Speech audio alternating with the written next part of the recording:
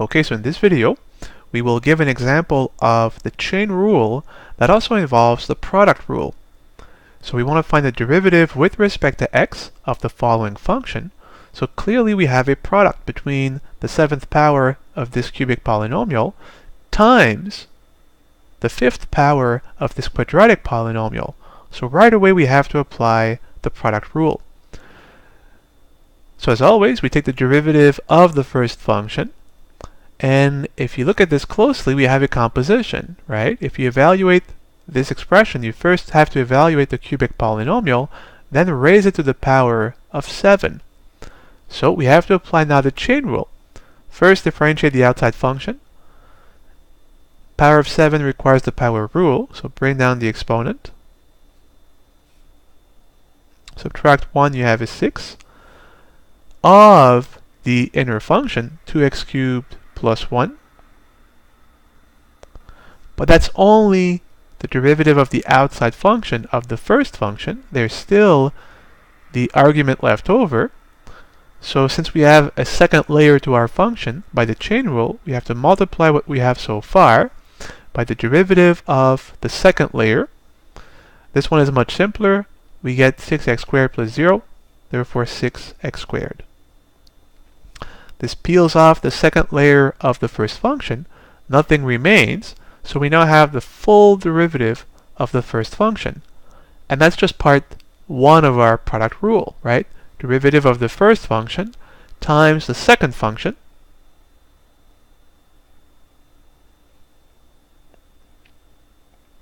The first half is completed, then plus, now the first function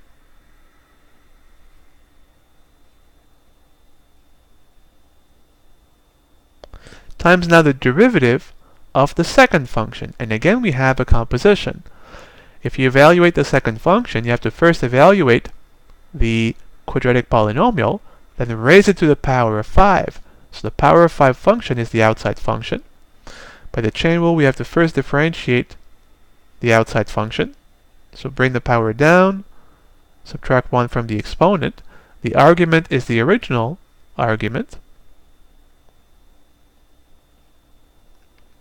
But again, this only peels off the outer layer. There is still the inner argument, the second layer. By the chain rule, we have to multiply what we have so far by the derivative of the inside function, which is 6x minus 0, therefore 6x. This peels off the second layer, so this completes the derivative of the second function. So now we have the entire derivative. Let's see if we can simplify. As always, never try to expand things out when you have a sum or difference of several terms. Look if there are any for common factors. And if you look at the first and second term, they do share a lot in common. So right away, we see a 6x squared in the first term and a 6x in the second term. So we can factor 6x. What else can we factor out? Well, 2x cubed plus 1 shows up in the first and second term. The power here is 6. The power here is 7. So we can take at most a power of 6 of this common factor.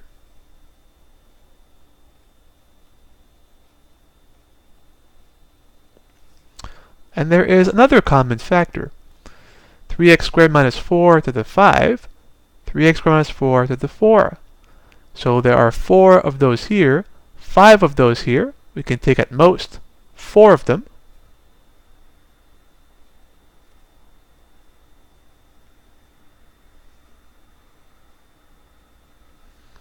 And those are the only 3 common terms that show up in the first and second. So now let's open up our parentheses and write out what's left over after we factored out of this expression these 3 common pieces. So in the first case, we did not factor out the 7, so the 7 remains.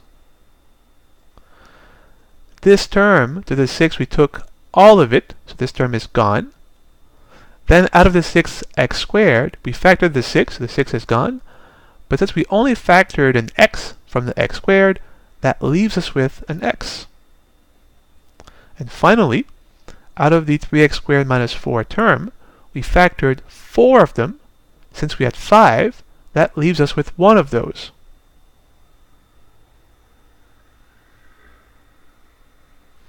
So this is what's left of the first term after factoring out everything we could, and then plus. Let's see what's left from the second term. So the 6x we factored fully, so this term is gone. The 5 we did not factor, so the 5 remains. The 2x cubed plus 1, we only factored 6 of them. Since we had 7, that leaves us with one of those.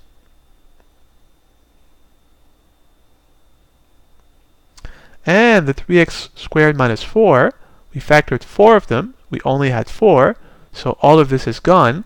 So this is all that we're left with from the second term. And now we have a sum of 2 terms. Since they do not share any common term, we can then multiply both out and try and regroup, if we can, similar terms.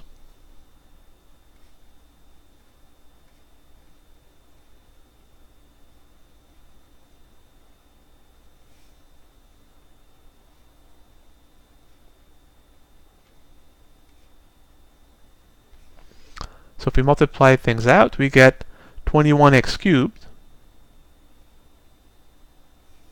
minus 28x,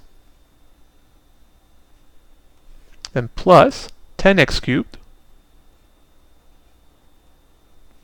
plus 5. So we can regroup the two cubic terms together.